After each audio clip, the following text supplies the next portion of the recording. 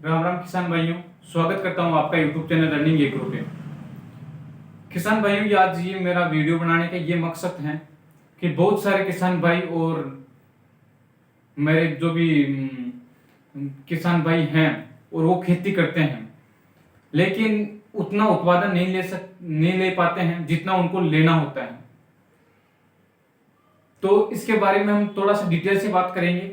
इसके पहले मैं थोड़ा सा मेरा परिचय दे देता हूँ कि मेरा नाम राकेश मुंडोतिया है और मैं जयपुर डिस्ट्रिक्ट सांभर का रहने वाला हूँ। और मेरे एजुकेशन के बारे में बात करूँ तो मैं एग्रीकल्चर से हूँ, जो कि मैंने 12th पास एग्रीकल्चर से की। उसके बाद एक कॉलेज लेने के लिए हमें एक जॉइंट इंट्रेंस टेस्ट यानी जेट का एग्जाम देना पड़ता है। उसे क्वालिफाई करके मैं हनुमानगढ़ कॉलेज से बीएससी कर रहा हूँ, जो कि एग्रीकल्चर से। तो हमें एग्रीकल्चर के बारे में बहुत सारा सिखाया जाता है, बहुत सारा पढ़ाया जाता है कि एग्रीकल्चर में मतलब कृषि के अंदर ऐसा करना चाहिए, ऐसा करना चाहिए, इससे हमें अच्छा उत्पादन मिल सकता है। लेकिन ये जानकारी ही किसानों तक नहीं जा रही है, ताकि हम तो किसानों के बेटे, हम तो सीख रहे हैं, लेकिन किसानों तक नहीं जा रही है, क्योंकि उतने मतलब बच्चे इतने एग्रीकल्चर से नहीं जुड़ रखे हैं कि उनको उतनी जानकारी मिल सके। वो अदरवाइज सब्जेक्ट ले लेते हैं, जैसे मतलब बायो होगी, मैथ हो गई और आर्ट्स हो गई, जो भी कॉमर्स होगी, कोई भी सब्जेक्ट ले लेते हैं, लेकिन एग्रीकल्चर फील्ड में नहीं आते और उन्हें एग्रीकल्चर के बारे में जानकारी नहीं है। तो मैं एक एग्रीकल्चर से हूँ और हमें एग्रीकल्चर में सभी पढ़ाया जाता है और हम पढ़ते भी हैं एग्रीकल्चर में। तो मैं चाहता हूँ कि जो हम पढ़ते हैं वो जानकारी आप तक मैं पूछाऊं और उससे आप मतलब खेती में बहुत अधिक उत्पादन ले सको। तो मैंने मेरे बारे में जानकारी दे दी। अब मैं आपको बता देता हूँ कि एग्रीकल्चर एक तो हम जो परंपरागत तरीके से करते आ रहे हैं, जैसे हमारे पूर्वज कर रहे थे वैसे ही आज हम कर रहे हैं। तो उससे क्या है कि हमारे मतलब पूर्वज कर रहे थे उस टाइम, क्या है कि हम केमिकल का प्रयोग बहुत कम करते थे या करते नहीं थे। हम रासायनिक उर्वरकों का प्रयोग नहीं करते थे। हम जैसे मतलब खाद का प्रयोग करते थे, जैसे गोबर की खाद होगी, वर्मी कंपोस्ट होगी, हरी खाद होगी, इनका प्रयोग करते थे। इसलिए हमारी उत्पादन अधिक होता था और मतलब फसल में केमिकल नहीं होता था, मतलब शुद्ध फसल होती थी, प्योर फसल होती थी। उससे क्या है कि हमारी बॉडी को एनर्जी अच्छी मिलती थी। और बहुत सारे किसान भाई ऐसे बोलते रहते हैं कि पहले वाले किसानों की तो या पहले वाले लोगों की तो हम मतलब बराबरी कर ही नहीं सकते, बराबर कर ही नहीं सकते। उसका मेन कारण यही है कि हमारे खान पान में बदलाव हो चुका है। हमें जो हमारे मतलब पूर्वज, जो भी हमारे दादाजी हैं, परदादाजी हैं, जो भी है वो खाते थे, वो चीज हमें नहीं मिल रही। हम कर रहे रासायनिक खादों का अंधाधुंध प्रयोग। पहले इसका मतलब रासायनिक उर्वरकों का मतलब हरित क्रांति के बाद थोड़ा सा प्रचलन बढ़ा। उस टाइम थोड़ा किसान मतलब इसके बारे में जानते नहीं थे और कम प्रयोग करते थे। उसके बाद किसान के दिमाग में ये आ गया कि हमें खेती के अंदर रासायनिक प्रयोग ही करना है, रासायनिक खेती करनी है, मतलब रासायनिक खाद डालना, डीएपी डालना, यूरिया डालना है, पोटास डालना है, मतलब कोई भी कैल्शियम डालना है। ऐसा सब कुछ मतलब केमिकल से पूरी खेती को खराब करके रख दिया। अब क्या है कि किसान भाइयों, उसमें फसल होना बंद हो चुकी है। फसल होती है तो कम होती है, या फिर हम खाद नहीं डालते हैं, मतलब रासायनिक खाद नहीं डालते तो खेती नहीं होती है। एकदम बंजर बना के रख दिया है हमने। तो उसी का सॉल्यूशन निकालते हुए मैंने सोचा कि मैं जो पढ़ता हूं, जो किताबों में लिखा है और जो भी हमें ज्ञान दिया जाता है कॉलेज में, जो हम पढ़ते हैं, हमारे टीचर लोग बताते हैं हमें, तो मैं वो जानकारी आप तक पहुंचाऊं।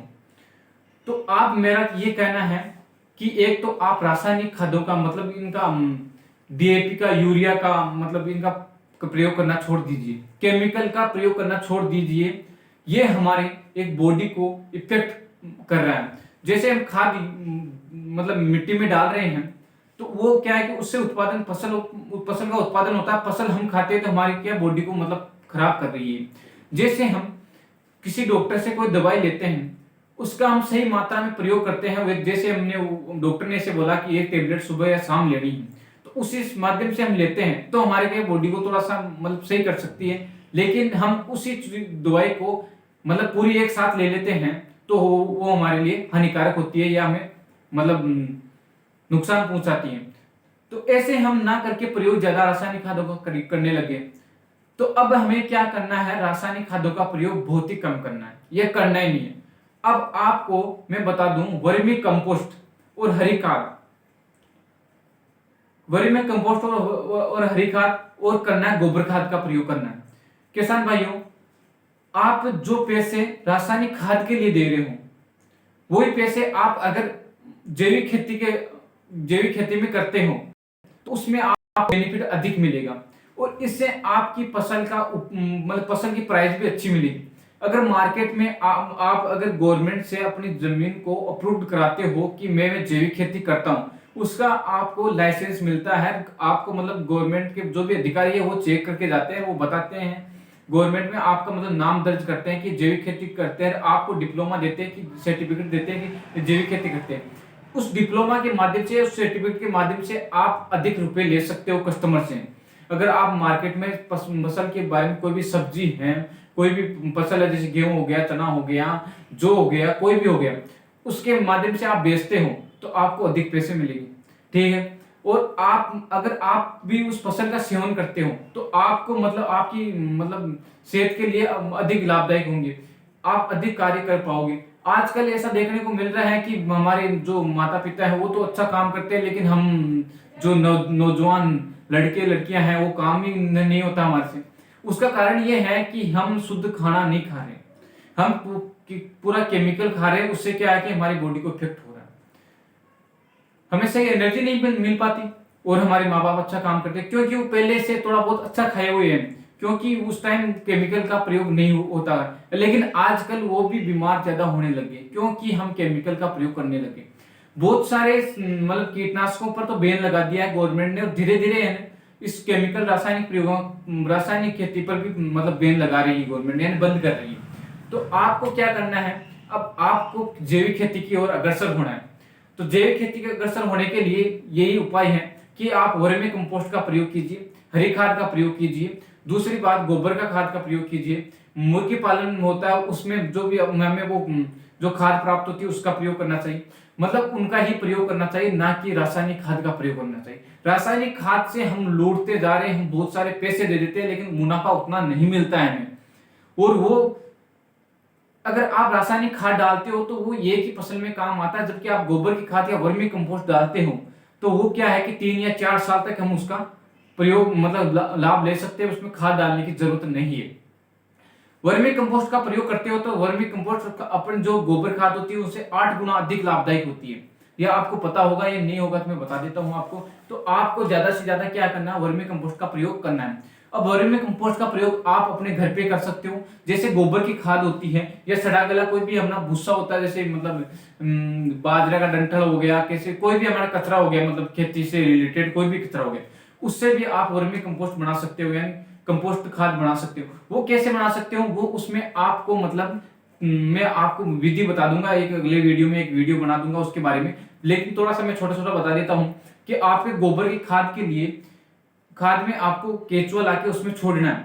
वो कैसे छोड़ना है, एक समतल जमीन करनी है, उसके बाद एक पन्नी बिछानी है, पन्नी बिछाने के बाद आप एक बेड लगाते हो वर्मी कंपोस्ट की, तो 30 मीटर चौड़ा करना, 3 मीटर उसे 30 मीटर लंबा करना, 3 मीटर चौड़ा करना है। उसमें आपको वर्मी कंपोस्ट यानी मतलब खाद खाद डाल के आपको मतलब केचुआ लाके उसमें केचुआ डाल देना है और उसे कोई पराली या उससे ढक देना है। ढकने के बाद उसमें आपको टाइम टू टाइम पानी डालना है, उससे आपको वर्मी कंपोस्ट प्राप्त हो जाएगी। वर्मी कंपोस्ट 2 महीने में तैयार हो जाएगी। उसके बाद आप अपने खेत में प्रयोग कीजिए। उसके बाद आपकी फसल में आप उस उत्पादन को देखिए कितना उत्पादन मिल रहा है। मैं ये नहीं कहता कि रासायनिक खाद को पूरा छोड़ दीजिए, लेकिन आप 100% मतलब रासायनिक खाद का प्रयोग कर रहे हो तो कम से कम 25% आप वर्मी कंपोस्ट का प्रयोग कीजिए, ना कि मतलब आप रासायनिक खाद का प्रयोग करिए। तो रासायनिक खाद में 75% का प्रयोग रासायनिक खाद का कीजिए, कर रहे हो तो, और 25% वर्मी कंपोस्ट या गोबर की खाद या हरी खाद का प्रयोग कीजिए। उससे आपको किसमें मुनाफा अधिक मिलता है, किसमें आपको एनर्जी अधिक मिलती है, किसमें ज्यादा आपको मार्केट वैल्यू मिलती है, मार्केटिंग में अच्छी प्राइस मिलती है, तो वो आपको ध्यान में रखते हुए सब कुछ आपको करना है। तो मैं एग्रीकल्चर फील्ड से हूँ, आपको ये ऐसे वीडियो उपलब्ध कराते रहूंगा। आपकी किस चीज पर कौन सी फसल बोनी है आपको, आप अगर आपने अभी रबी वाली फसल ही उसको मतलब काट लिया है, सब कुछ मतलब थ्रेसिंग के भंडारण के लिए तैयार कर रखा है। अब आपकी प्लानिंग है कि मैं खरीफ के लिए क्या बोऊं, या हम जायद की फसल बोते हैं जैसे ककड़ी हो गया, मतीरा हो गया, खरबूजा हो गया, तो इनके लिए हम क्या बोए, किससे ज्यादा उत्पादन ले सकते हैं, किस मिट्टी में बोए, कितना पानी की जरूरत होती है, उसके बारे में जानकारी जानने के लिए आप कमेंट बॉक्स में कमेंट करके बोल सकते हो कि हमें ये खेती करनी है, इससे कैसे की जा सकती है। मैं आपको संपूर्ण जानकारी दूंगा। साइंटिस्ट खेती करने के लिए आपको मतलब पूरी जानकारी दूंगा कि किसकी कैसे खेती करनी है। तो आपको ये वीडियो अच्छा लगा तो लाइक, शेयर और कमेंट और सब्सक्राइब करना ना भूले। ये चैनल हमारे इसलिए बनाया गया है कि किसानों तक हम हमारी मतलब जानकारी को पहुंचा सकते हैं, किसान कैसे अधिक उत्पादन ले सकता है। तो बने रहिए मेरे वीडियो के साथ, और अगला वीडियो में लेके आ रहा हूँ कि खरीद के लिए हम कौन सी फसल बोए और कैसे उसका चुनाव करें, कौन सी किस्म का प्रयोग करें, कौन सी किस्म का ना करें, और कौन सी भूमि में कौन सी फसल हो सकती है, उसके लिए कितने पानी की आवश्यकता होती है, कितना उससे मुनाफा लिया जा सकता है, उसके बारे में बताऊंगा। तब तक के लिए जय हिंद, जय जवान, जय किसान।